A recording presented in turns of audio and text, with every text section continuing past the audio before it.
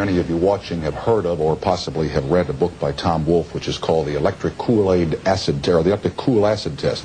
It is the Electric Kool-Aid Acid Test. That was Electric Cuckoo Nest. No, just a second. It's helpful if the guests wait until they're introduced before they talk, all right?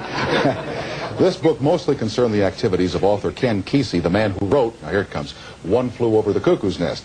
Kesey volunteered for some of the early experiments the government of the United States was conducting with LSD. He liked it, and he began spiriting some away to conduct his own acid test parties during the early concerts of the Grateful Dead. From these episodes came the first connection between music and drugs. Would you please welcome two men who helped create what was later called... music and drugs.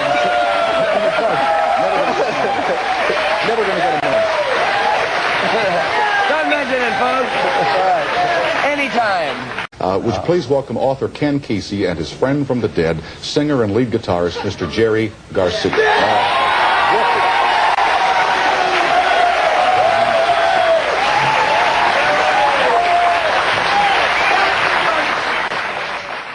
How did you first get involved with the tests that were being conducted with LSD back in the late 1950s?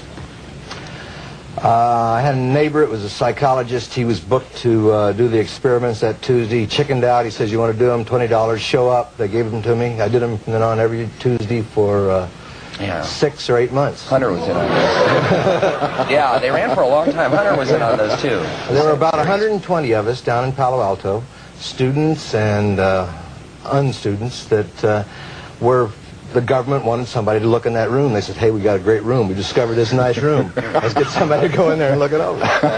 So you went in, 8 months, looked over a room, huh? Right, walked out. The government said, don't let anybody else in that room.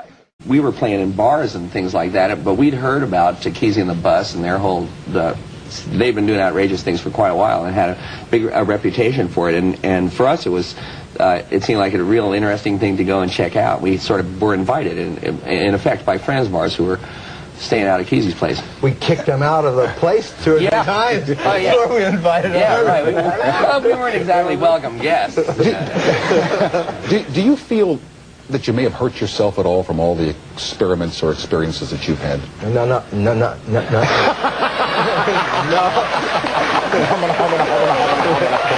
Not yet. All right, so far. Yeah, right. What, drugs affect me, you kid, huh? You feel okay, Ken? I mean, you're in full command tonight, right? Oh, no, I think... I think, just for the sake of the record, I think that you don't get anything free. Everything bruises something, and so you trade off. 2, 3, 4, yeah. When you were playing, were you able to function playing music while you were on LSD? Well, not in a conventional way. I mean, it's something I wouldn't do professionally. You know what I mean? Now I feel more of a sense of responsibility to at least be able to be in command, to be able to play physically. You know, and there's this. The nice thing about the acid test was that we could play or not in the acid test, and a lot of times we would get we'd be too high really to play, and we'd play for maybe a minute. That's what we felt like, see? And then we'd lose it, you know, and we'd have to leave. But it felt like hours. Too weird for me. You know, yeah. But on the other hand, sometimes we would play, and since there was no pressure on us, I mean, people didn't come in to see the Grateful Dead. They came to the acid test. It was the whole event that counted. So we weren't in the spotlight, and therefore the pressure wasn't on us. So when we did play, we played with a certain kind of freedom that you rarely get as a musician. I mean, we didn't have. Not only did we not have to fulfill expectations about us, but we didn't have to fulfill expectations about music either. So in terms of being, being able to experiment freely, it was amazingly great for that, on that level. Also, there was a lot of other stuff going on in the same kind of consciousness expansion area that musically, artistically, and drama, and this was part of a movement that was happening in the 60s. And not the main part of the movement. Okay. By the way, do you see what happened then as just a moment or the starting of a trend or a tradition or an experience in this country that still goes on? I think it was the beginning of a real, true revolution that's still going on. And you're still a part of it, right, big guy? Sure. Okay. We can't quit the mob. No, that's right. We will continue from New York and Los Angeles. Kesey's experiences at the hospital inspire him to write a novel.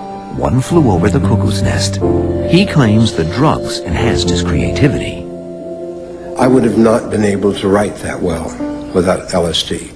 There's something about seeing a reality with a new light shined on it that goes right from your eyes to your fingertips. I'll take acid every time. It's a shortcut to enlightenment that we were given at the end of this century for those of us who would like to go on to better realities and understand it with respect and say, okay, the door has been opened, this is the key that opened it.